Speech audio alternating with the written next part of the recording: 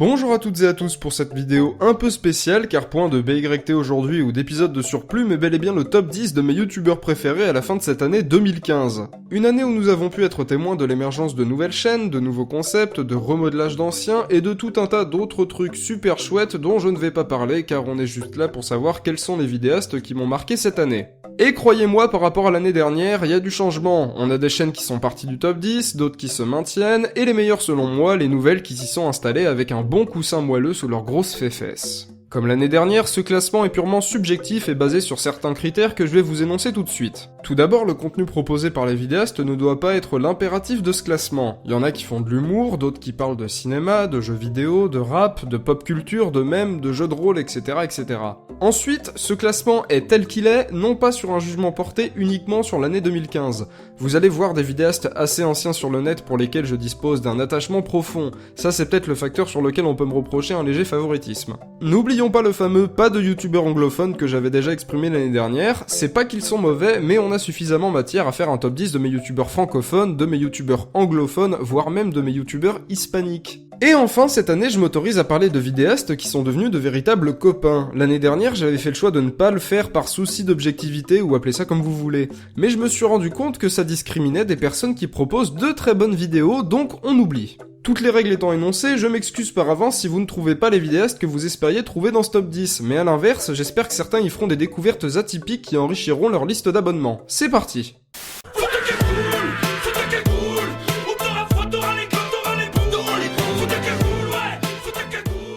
Pour ce qui est de mes goûts musicaux, je dois avouer que c'est le rap qui prédomine dans ma playlist, avec l'électro-jazz et les OST de jeux vidéo. Alors, je ne regarde pas de chronique consacrée à ces deux derniers genres musicaux, mais je représente une émission de rap présentée par Custom. Une émission qui a pour but de vous parler de rappeurs méconnus, enfin du moins inconnus pour le grand public comme moi par exemple.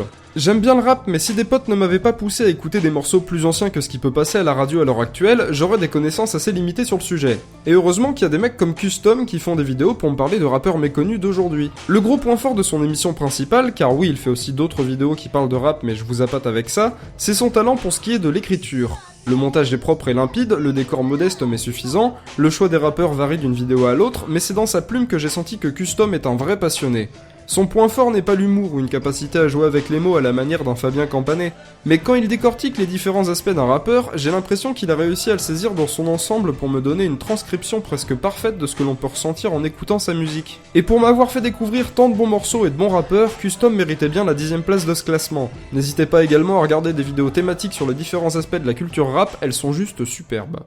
Bonjour à tous, ici Bonjour à tous, comment ça va? Moi ça va super bien. Vous aimez bien l'humour absurde? Parce que moi ça me fait bien rire. Parmi les chaînes typées humour anglais avec du non-sens et tout ce qui va avec, vous connaissez sans doute Tom Ska, Recen Link ou encore Smosh. Alors je les connais, je les regarde aussi, mais j'ai également un petit préféré d'origine québécoise que j'affectionne beaucoup. Et si je dis petit, c'est parce que c'est un jeune bourré de talent, avec un fort accent typique de sa région. Mais ne comptez absolument pas sur ce dernier aspect pour vous taper des barres devant ses vidéos. Là où il est vraiment balèze, c'est dans l'écriture de ses sketchs, le montage, sa prestation à l'écran ou encore les montagnes de conneries qui s'enchaînent de façon limpide, nous offrant un récit structuré mais néanmoins bordélique. Honnêtement, ce gars-là arrive à m'arracher des fous rires grâce à des vidéos surprenantes, rigolotes, dont les vannes ne se répètent pas d'une vidéo à l'autre et qui méritent que vous y portiez un tout petit peu d'attention. Ne serait-ce que pour découvrir un humoriste qui fait bien son boulot.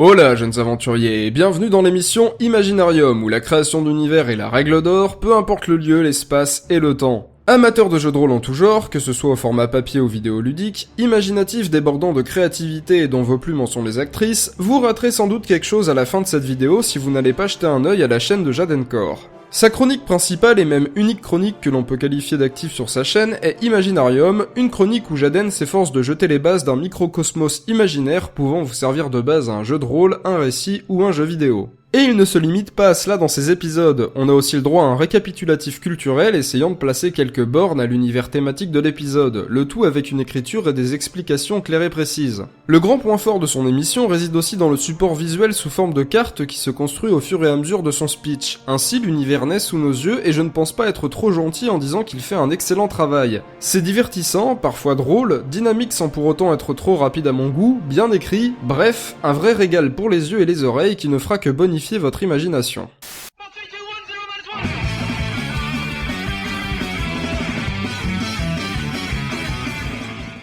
Oh bon sang, il faut donc parler de cet abject Monsieur Plouf, ce petit Suisse surexcité qui à chacune de ses vidéos exaspère l'internet tout entier à l'aide de tirades énergiques, déversant son venin sur l'industrie du jeu vidéo dont il ne perçoit que l'aspect économique. Cette étiquette trollesque n'étant pas adaptée au personnage de Plouf, revenons-en à ce que j'en pense vraiment.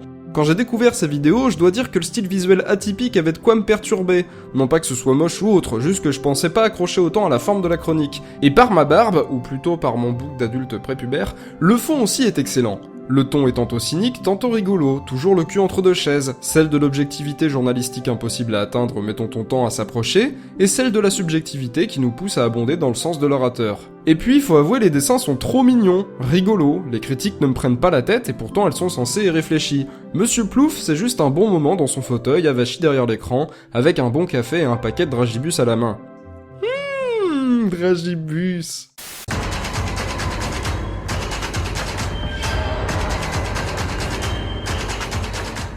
Matt se fait des films, c'est un gars qui nous raconte le scénario d'un film dans une sorte d'analyse où il fait ressortir les incohérences de celui-ci avec humour et une bonne tranche de réflexion. Bon, pas une grosse tranche de réflexion, mais un raisonnement de qualité. J'avoue, j'ai pas grand chose à raconter ou à expliquer sur sa chaîne, le concept est plus ou moins inspiré des analyses que l'on peut voir chez le Nostalgia Critique en termes d'humour, bien que chez Matt on se restreint au cadre de son appartement. Multiples personnages interprétés par sa personne, humour allant de la blague scato au jeu de mots sympatoche en passant par du comique de répétition, vous passerez sans aucun doute un bon moment devant les vidéos de Matt, enfin seulement si vous arrivez à accrocher à sa personnalité. En tout cas, moi c'est le cas.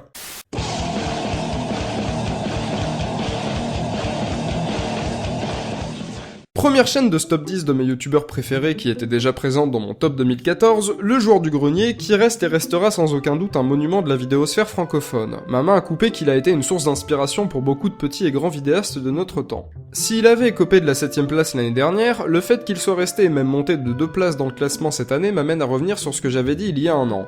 Comme je l'espérais, le petit truc qui m'a donné envie de revenir sur sa chaîne est un cocktail à base de nostalgie, de bazar du grenier et de quelques derniers JDG à l'écriture et à la réalisation me paraissant plus drôles, plus dynamiques, plus fun. En fait, c'est surtout les épisodes de bazar du grenier qui sont pour beaucoup à cette 5ème place, mais il ne faut pas pour autant négliger la qualité des épisodes de JDG en 2015 qui furent de très très bonne facture pour ne pas dire excellents. Toute cette théorie paraît maladroite. Une nouvelle tête de plus dans ce classement qui ne vous est sans doute pas méconnue, notamment grâce à son émission 5 théories abordant divers sujets de la pop culture. Bien que j'ai connu le Didi à l'époque de 5 théories dans Pokétrousse, je dois dire que sa chaîne a fait un véritable bond en avant avec 5 théories. Ici, 2 éléments font mouche et sont à la source de son succès. Le côté 5 trucs à savoir sur tel sujet, tourné sous forme de théorie, et bien évidemment des sujets qui intéressent le public puisqu'il touche directement celui-ci dans son paysage culturel. Et par 5 trucs à savoir sur tel sujet, je veux dire que ce genre de vidéo fonctionne bien en termes de référencement et d'audience. De plus, la base de l'émission reste quand même de découvrir des secrets, mystères, théories sur des licences de cinéma, de jeux vidéo, de littérature que nous apprécions tous. Didi Chandouidoui est un bon orateur et un bon monteur. Les vidéos sont cool à écouter comme à regarder et elles sont assez longues pour qu'on ait notre dose de théorie à chaque fois. Une chaîne que je recommande aux mes connaisseurs.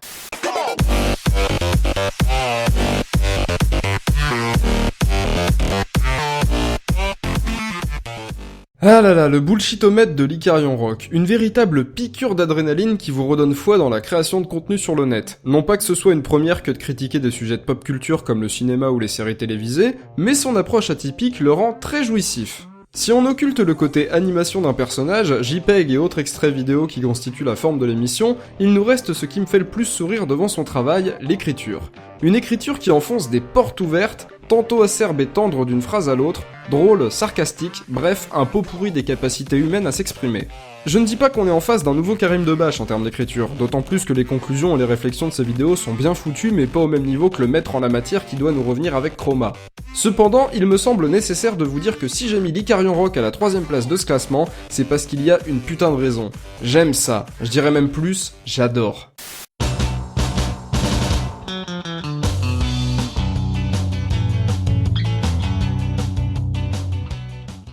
Imaginez une chronique, voire même plusieurs, des émissions qui parlent de mèmes de façon amusante, ludique et récréative. Des émissions animées par de nombreux personnages issus de YouTube et de la pop culture, incarnés par un homme et une peluche au penchant douteux. Ce rêve a un nom, et même deux, Jeannot et Popol. Je vous jure que si le premier de l'année dernière n'était pas encore le premier de cette année, Jeannonymous aurait fini tout en haut de ce classement. Ici, on est en face d'une chaîne et d'émissions qui vous surprennent à chaque nouvel épisode. Que ce soit au niveau du montage, de l'écriture des personnages, des idées développées, c'est oufissime. Tellement bien que je n'ai pas assez de mots dans mon champ lexical amélioratif pour la définir. Je dirais donc que c'est génialo-gargantiquement supragnifique. Parce que je suis incapable de le définir. Mieux que ça, je vous ordonne d'aller voir ce qu'il fait, car de toute manière, vous connaissez déjà le numéro 1.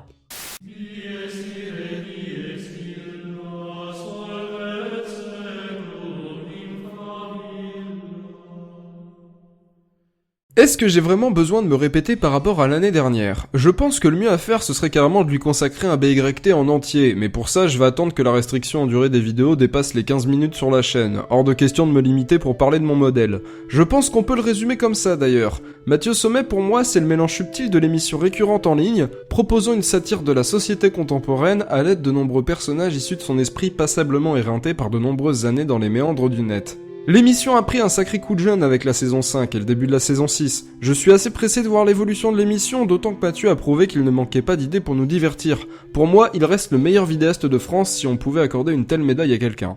Voilà, ce top 10 de mes youtubeurs préférés version 2015 est déjà terminé, et j'espère que vous aurez découvert de nouvelles chaînes. Si ce n'est pas le cas, ou même si c'est le cas d'ailleurs, vous pouvez me laisser votre top à vous dans les commentaires, il n'est pas dit que je découvre une nouvelle chaîne également. Quant à moi je vous laisse, et je vous souhaite de bonnes fêtes de fin d'année et une excellente année 2016 à vous. À la prochaine tout le monde!